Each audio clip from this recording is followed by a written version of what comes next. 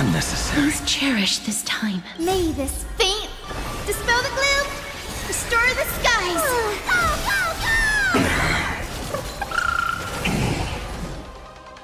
Wilt here. I will dispatch you. Your end approaches.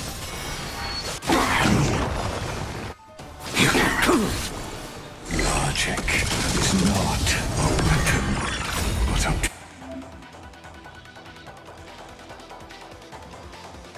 pair of shackles. Allow me to shatter them for you.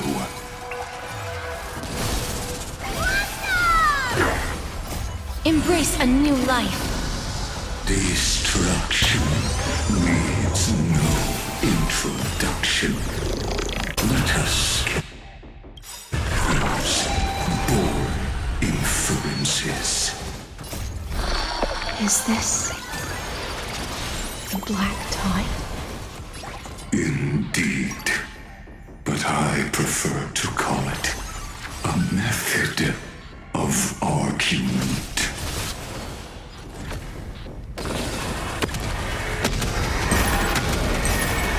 May death protect us! The future is bright.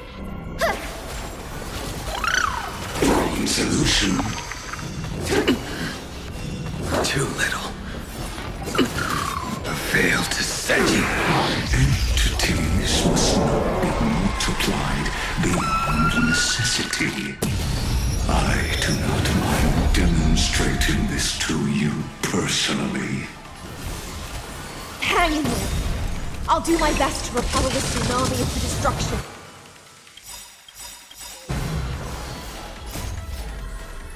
Riding the west wind, away we go! Embrace a new life. That paradise may be on. Savor it for me.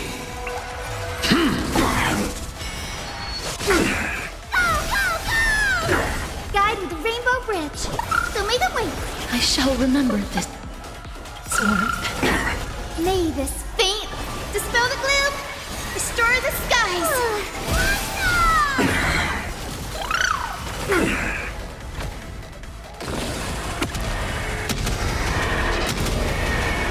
May death protect us!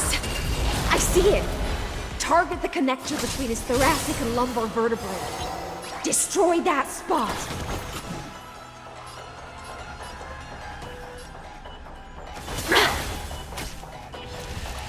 Process terminate. Ether infusion. A veil to set you. The fight is set. The future is bright.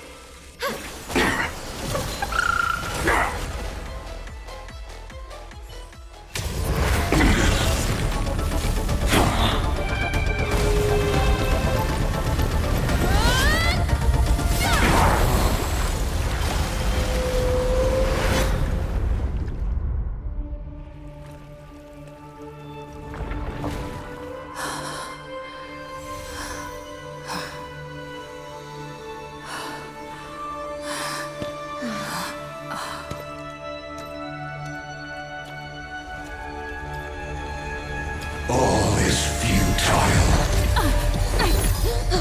In erudition's calculations, the end of the saga is simply a comment awaiting deletion.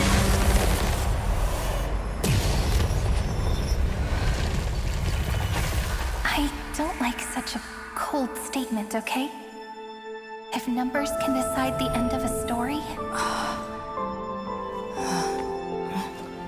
then we can surely also pen a new beginning.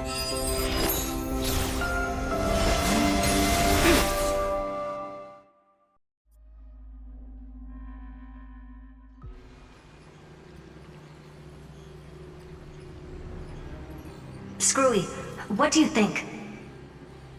If your hypothesis of Lygas's identity is true, then even if we remove the restrictions of the Ultimate Protocol, the chances of us defeating him in a head-on battle will still remain lower than the acceptable threshold. Therefore, victory will still hinge upon Miss Trailblazer. And Miss Cyrene. Go on. Maybe we're thinking about the same thing. Lygas's cognition resides in the exomyth. He is both an instigator within the experiment and the observer outside of it. Logic. His inspiration circuit can simultaneously process the different time flows in and out of that world. That's where things get tricky. He simultaneously exists in two different timelines, where the internal clocks are wildly different. That old Intellitron's neurons have completely gotten used to that over this prolonged experiment. And that's why he holds home field advantage. You and I should be able to manage that too, if given more time. Unfortunately, there's no if, and we don't have more time. That's why we need to change our way of thinking and turn his advantage into a weakness. The key lies in memories, right? Oh? You caught on quick.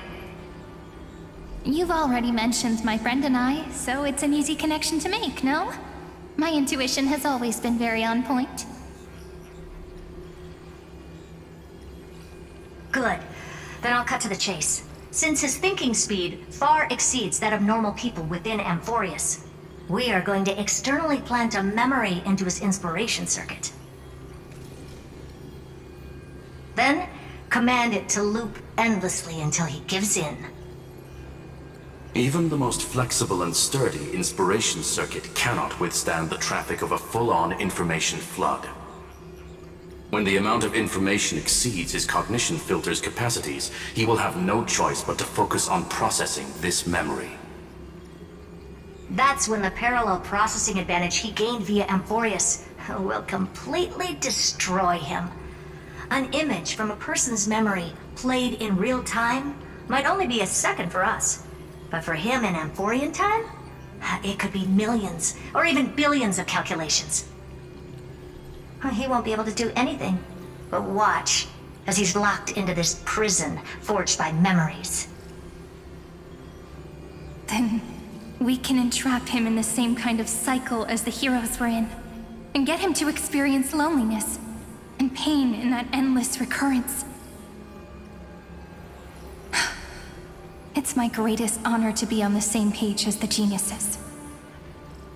That little one is still in that old Intellitron's hands and won't be able to respond to us anytime soon. But I don't think she'd refuse. So it's up to you to figure out how to execute this plan.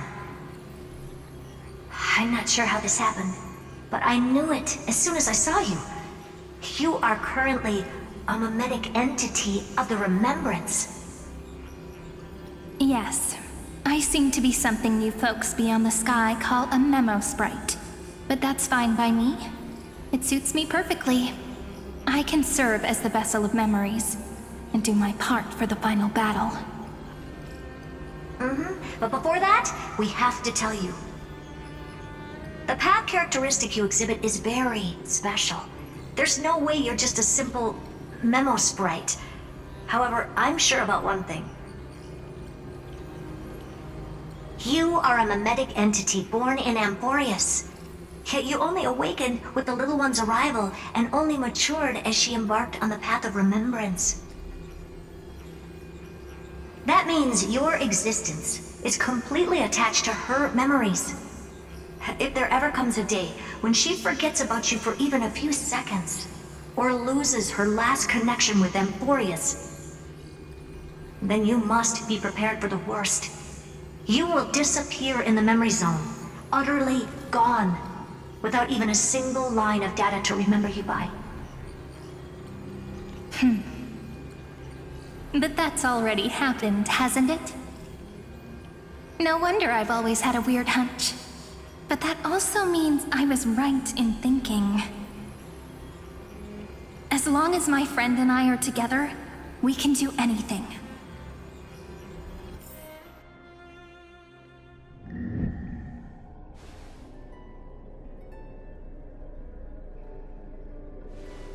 Long time no see, friend. Did you miss me while you were away?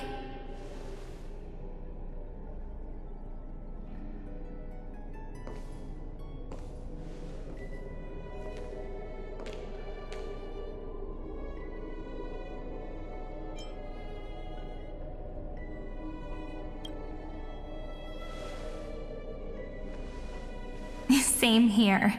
I've been waiting for you for 1,000 years. Like how everyone in Amphorius was also waiting for the Deliverer's return. You probably already knew about the genius's plans for that memory. I had to hide really well in a corner in time so Lygus wouldn't find me, and wait for the right opportunity.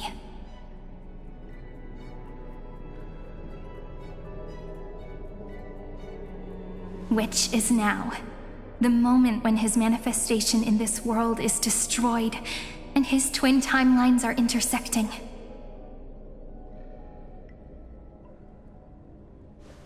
I'm sorry for keeping this a secret from you all this time. I'll tell you the entire, unedited story of this millennium as an apology after this is all over. But for now, let's join hands and complete the final step with the power of the remembrance.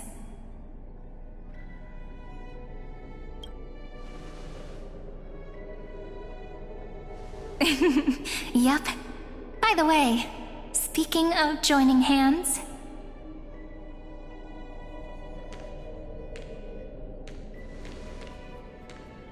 can I please do something before we go on stage?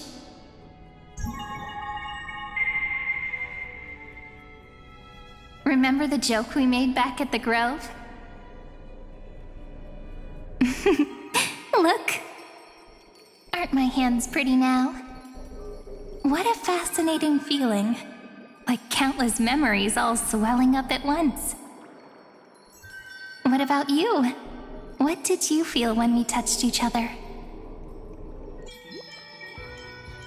Really? That makes me really happy.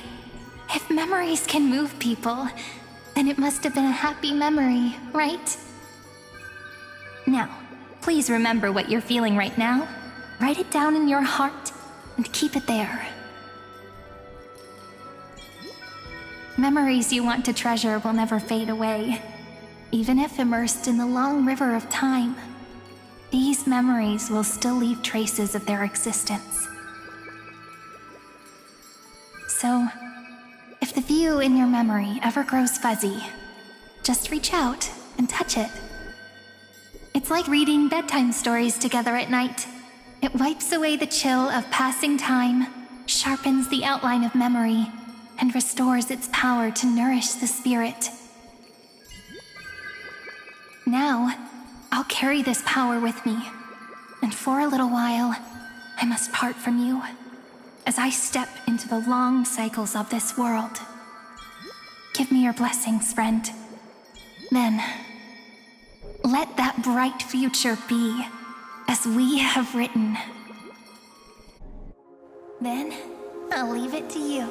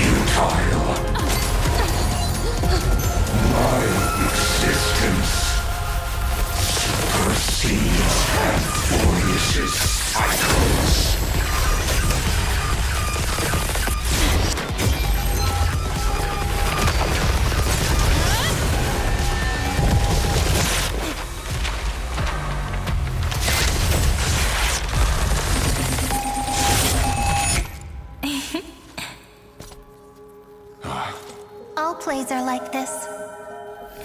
Once you're on the stage, it's hard to return to the audience. Welcome to our story. How does it feel?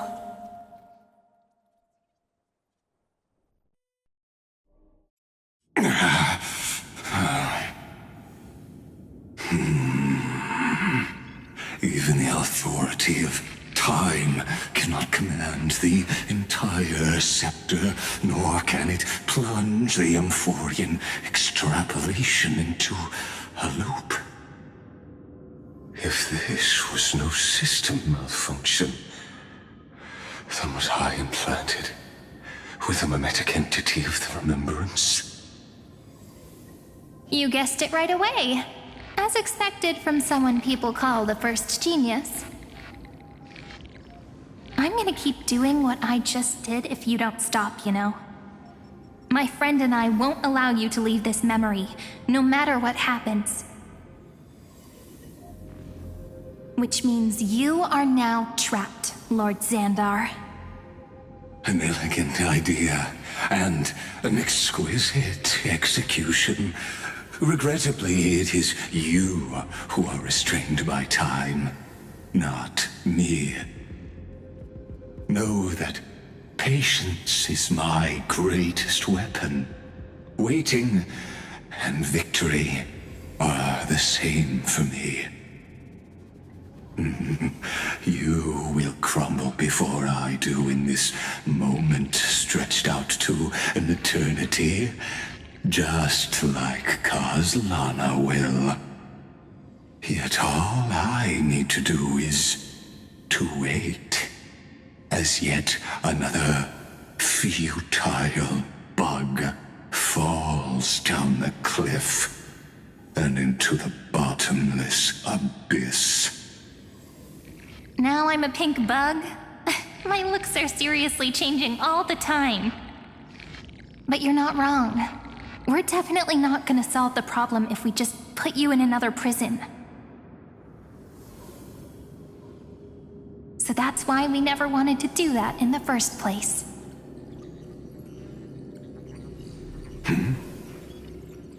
I shall answer your confusion purely out of my respect for those who came before me. Have you heard of the synesthesia dreamscape in the Asdana system? Interestingly, that place once had a prison too. Life forms living in that environment, abundant with memoria, have a chance to connect their perceptions with each other's. Even across great spatial divides, they're able to detect shifts in one another's states. I call this phenomenon memory zone entanglement. In Asdana, people made use of that phenomenon to build a nation within a dream. After adding in the catalysts of harmony and remembrance, that is. Is that how you walked into my prison cell? Using those same principles? I would much rather call this location our negotiation table, Lord Zandar. Nonetheless, your hypothesis is correct. We happen to have an ally skilled in tuning, while the Trailblazer and Miss Cyrene both have an astonishing amount of resolve, which I'm sure you can testify to. I am also sure that with the support of such a resolute memo sprite, our conversation can last for a long, long time. I'm the best at listening to stories, you know? I'll leave the exciting clash of the erudition to you two geniuses. A brainstorm? I like it. And it's 2 against 1? Well, I like it even more. Let's talk, Zandar. Take a guess. How much do you reckon we can dig out of your brain before the next second? And how many ways can we find to deal with you? Besides, in your current predicament, there's no way you can take our trump card away.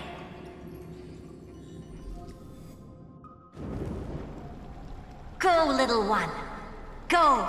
Overturn the Era Nova. Lycurgus disappeared? It seems you had conducted a secret hunt in the depths that even I cannot reach. In that case, go.